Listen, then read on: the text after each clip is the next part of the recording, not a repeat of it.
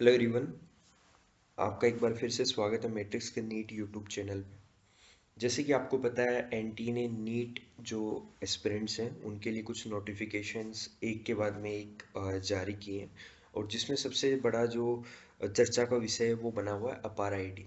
तो आज के इस वीडियो में हम ये डिस्कस करेंगे कि जो भी एस्पिरेंट्स हैं उनको बेसिकली क्या जो इम्पोर्टेंट स्टेप्स हैं उनको फॉलो करना है, किन चीज़ों का है वो ध्यान रखना है। और आपको जो सबसे पहली चीज़ ये ध्यान रखनी है कि आपको कोई भी पैनिक है वो नहीं होना है।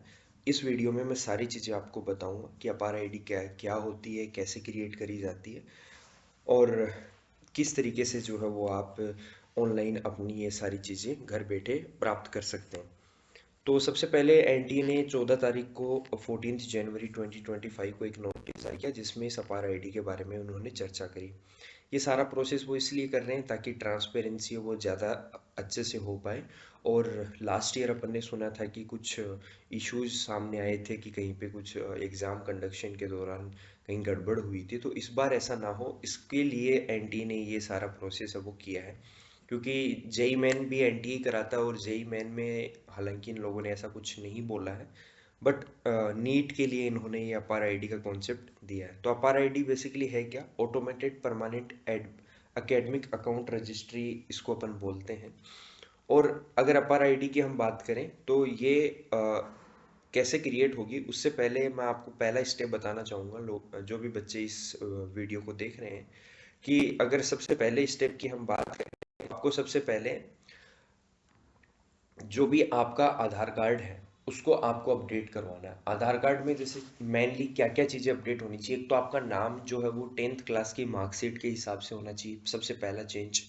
दूसरा चेंज, आपकी डेट ऑफ बर्थ है वो भी 10th क्लास की मार्कशीट के हिसाब से होनी चाहिए और प्रॉपर अपडेटेड होनी चाहिए। कई बच्चों के आधार कार्ड में सिर्फ ईयर लिखा आता है, इसमें पूरा date month and like year पूरा होना चाहिए इसके अंदर में। एंड नेक्स्ट, जो भी आपका रजिस्टर्ड मोबाइल नंबर है आधार पे वो आपके पास में होना चाहिए, क्योंकि उस पे जब आप चेंजेस कराएंगे तो भी उस पे ओटीपी आएगी और बाद में आगे का जो मैं प्रोसेस बताऊंगा तो उस पे भी ओटीपी आएगी। अगर इन केस वो मोबाइल नंबर अभी है नहीं, खो गया है, तो वो भी जो है वो आप मतलब चेंज करा लीजिएगा। और आपके पास में जो लेटेस्ट आपका रजिस्टर्ड मोबाइल नंबर है, आपके पास में जो खुद मोबाइल नंबर आप यूज करते हैं वो मोबाइल नंबर आप उसमें रखिएगा। और वो बाद में भी मोबाइल नंबर काम आएगा, जब आप फॉर्म फिल करेंगे या जब काउंसलिंग कराएंगे तब भी उस पर ओटीपी आएगी। और आप फोर्थ काम ये करना है कि जो आपका फोटो है आधार कार्ड पे वो अपडेटेड होना चाहिए। कई बच्चे ऐसे होते हैं जिनका 5th क्लास 6th क्लास में आधार कार्ड बना, बट तब से लेके अब तक जो चेंजेस हैं फेस में वो बहुत आ गए हैं, तो पहचान में भी नहीं आ पाता है कि ये वो वही सेम बच्चा है जिसके आधार कार्ड में फोटो है। तो ये चार काम आपको करने हैं। आपका कोई भी आधार नियर आधार कार्ड का जो अपडेशन सेंटर होगा या जनरली जो एसबीआई बैंक है उसमें आप आधार कार्ड अपने नियरेस्ट कोई भी एसबीआई बैंक में जाके आधार कार्ड जो है वो आप अपडेट करा सकते हैं। सबसे पहला काम तो आपको ये करना है। नेक्स्ट, अब हम चलते हैं कि जो अपार आईडी है वो कैसे बनती है। तो अपार आईडी बनने के दो स्टेप्स होते हैं। पहला स्टेप ये होता है कि आप अपने जो भी स्कूल है वहाँ पे आप जाएं, वहाँ पे वो आपसे कुछ एक फॉर्म देंगे आपको, आपके पेरेंट्स का भी उसमें कंसेंट चाहिए होगी, उनकी भी अनुमति चाहिए होगी। वो फॉर्म आपको फिल करना है, वो वहाँ पे स्कूल में सबमिट कराना और आपको अपार आईडी मिल जाएगी। ये स्टेप उन बच्चों के लिए तो सही है जो अभी स्कूल के अंदर में पढ़ रहे हैं, लाइक 10th 11 जो अभी 12th के अंदर में है। बट वो बच्चे जिन्होंने 12th पास कर लिए उनके लिए तो थोड़ा दिक्कत हो जाएगा, क्योंकि कुछ बच्चे मान लो उनमें कोचिंग कर रहे हैं कहीं दूसरी जगह पे और उनका जो 12th क्लास था वो कहीं और दूसरी जगह से उन्होंने किया था, तो वो वापस जाएं अपनी प्रिपरेशन को बीच में छोड़ के, तो इसमें समय खराब होगा। इसके लिए मैं आपको प्रोसेस बता देता हूँ कि ऑनलाइन आप डिजी लॉकर का सहारा ले सकते हैं। ये वेबसाइट है digilokar.gov.in।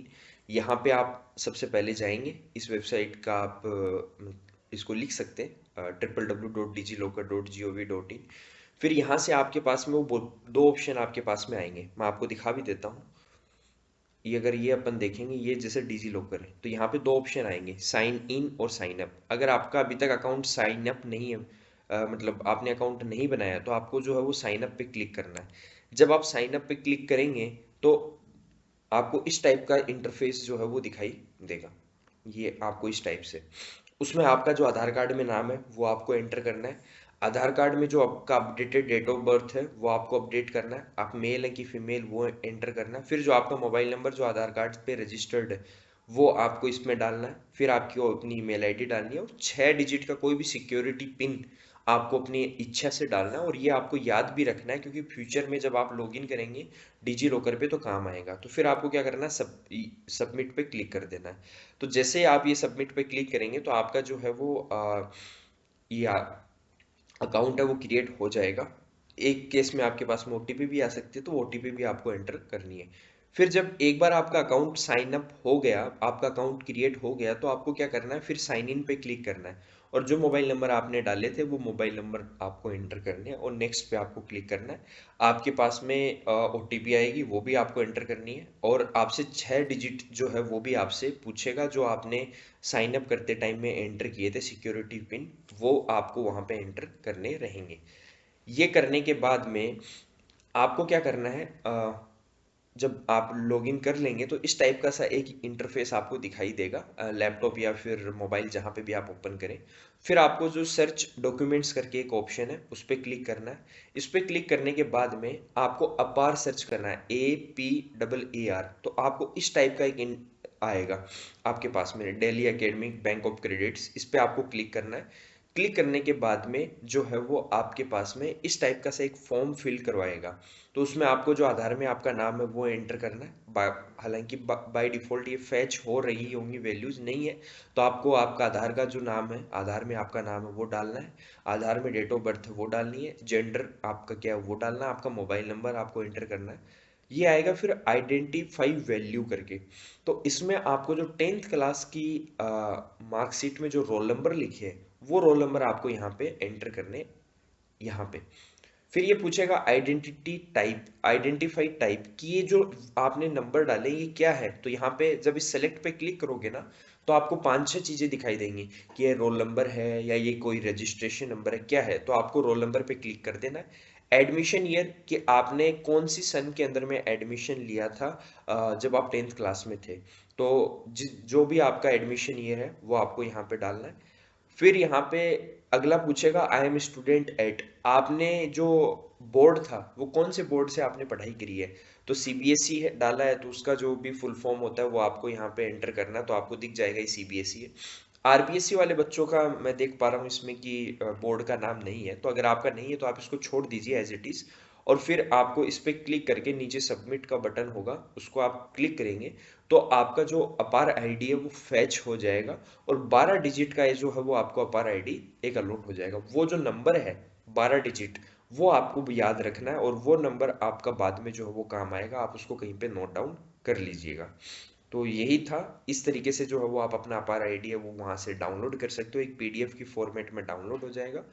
और बाद में जब भी आपका फॉर्म फिल होगा नीट यूजी का तो उसमें वो काम आएगा। So that's all from my side. अगर कोई भी आपके डाउट्स हैं तो आप कमेंट में पूछ सकते हैं। बाकी हमारी टीम के यहाँ पे जो मैट्रिक्स के स्टूडेंट्स हैं उनके लिए हेल्पलाइन नंबर भी डिस्क्रिप्शन में इस वीडियो के मौजूद है, तो आप उनसे भी कॉल करके बात कर सकते हैं। Thanks for watching the video.